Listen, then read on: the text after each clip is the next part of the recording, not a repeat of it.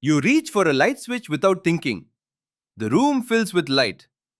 You never once wonder what would happen if it didn't work.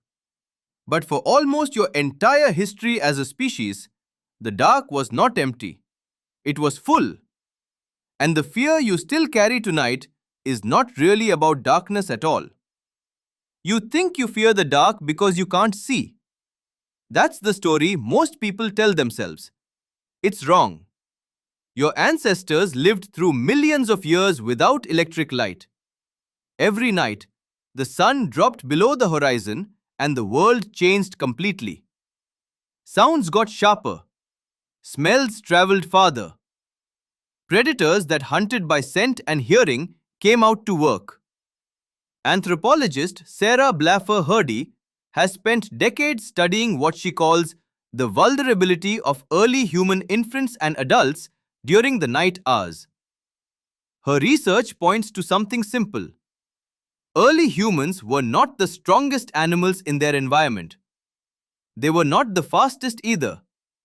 At night, without fire, without weapons, without a group around them, a human alone was easy prey. So what did your ancestors actually fear when darkness fell? Not the dark itself. The dark was just the stage. What they feared was what the dark hid. Picture a small group of early humans, maybe 15 or 20 people, gathered close to a fire on the edge of a grassland 200,000 years ago. The fire cracks. Someone hears a branch snap outside the circle of light. Every head turns at once. That reaction, the instant full-body alertness to an unexplained sound, still lives in you today. Researchers call it the acoustic startle response. It hasn't gone anywhere. You still flinch at a sudden noise in a dark hallway, even in a house with locked doors and a phone full of light in your pocket. Here's the strange part. Your ancestors weren't just afraid of animals in the dark. They were afraid of something else too. Something harder to explain to a modern mind. They were afraid of losing the group. Being separated from your group at night thousands of years ago was close to a death sentence. No weapon, no shelter, no way to signal for help across open land. Psychologist Daniel Kahneman, though best known for his work on decision-making, pointed out in later interviews that human risk assessment evolved around threats to survival within a social context, not threats in isolation. A lone human at night faced two dangers stacked on top of each other: the predator outside and the total absence of anyone who would notice if something went wrong. That's why children across nearly every culture on Earth cry when left alone in the dark. It isn't really about shadows on the wall. It's about being unseen by the group that keeps you alive. Think about your own reaction the last time you walked into a dark parking garage. Your shoulders tighten. Your pace picks up. You check who's behind you. None of that is a modern habit. It's tens of thousands of years old, running on hardware built for a world that no longer exists in most places you live. Fire changed everything, but not in the way people assume. Anthropologist Richard Wrangham, who studies the role of cooking in human evolution, has argued that controlled fire didn't just change what humans ate. It changed when humans slept, how long they stayed awake together, and how safe they felt after sunset. Fire pushed back the boundary of the dangerous hours. It gave early humans light to see threats coming, and just as important, it gave them a reason to sit close together, talking well after the sun went down. That firelight gathering may be one of the oldest human rituals there is.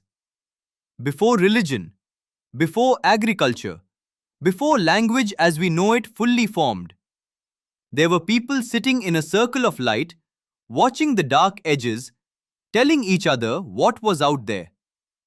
Storytelling itself might have grown directly out of that fear. Think about it. What do people talk about around a campfire even today? Ghost stories, warnings, strange sounds someone heard once. That pattern isn't an accident, it's rehearsal. Passing down information about danger, wrapped in a story so it sticks in memory better than a plain warning would. So when you feel a small chill hearing a scary story tonight, you're not just being entertained. You're running an ancient survival program, one built to make threat information memorable enough to save your life. Now here's the twist. The actual predators are mostly gone. You are extremely unlikely to be eaten by a leopard tonight. Your locked door and your bright street lights have removed almost all of the original danger. But your nervous system didn't get the memo. Fear doesn't update on a schedule. It updates slowly, generation by generation. And electric light has only existed for about 150 years. That's nothing compared to 2 million years of nighttime vigilance. Your brain is still running software written for the savannah, installed on hardware living in a city apartment.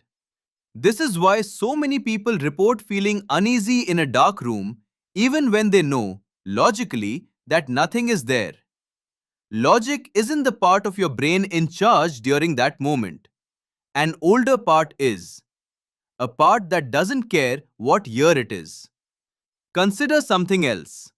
Studies on modern sleep patterns show that humans in societies without electric light sleep differently than people in cities do. Anthropologist Carol Worthman has documented sleep among groups with little or no artificial light and found that periods of nighttime wakefulness, sitting quietly in the dark, talking softly, or just listening were completely normal. Not a disorder, not insomnia, just how humans used to experience the night, awake and alert in short stretches, surrounded by the presence of other people. Modern life erased that shared vigilance. Now you sleep alone or with one other person, sealed off in a private room. And if you wake at 3 in the morning, your brain has no group to lean on. Just silence and whatever thought decides to visit you in it. That might be part of why nighttime anxiety feels so much heavier than daytime anxiety. You're facing an ancient alarm system completely alone, in a world that removed the very thing, the group, the fire, the shared watch that used to make it bearable. So the next time you feel that flicker of unease walking to your car at night or checking a dark room before turning on the light, understand what's actually happening. You're not being irrational. You're not weak. You're running a survival system built over millions of years by people who needed it to stay alive. Your ancestors didn't fear the dark because it was empty. They feared it because it was full of everything they couldn't see, couldn't predict, and couldn't face without the people who kept them safe standing beside them. And when you flip that light switch tonight, without thinking, without hesitation, you're doing something your ancestors would have found almost impossible to imagine. Ending the oldest fear in your species with a single motion of your hand.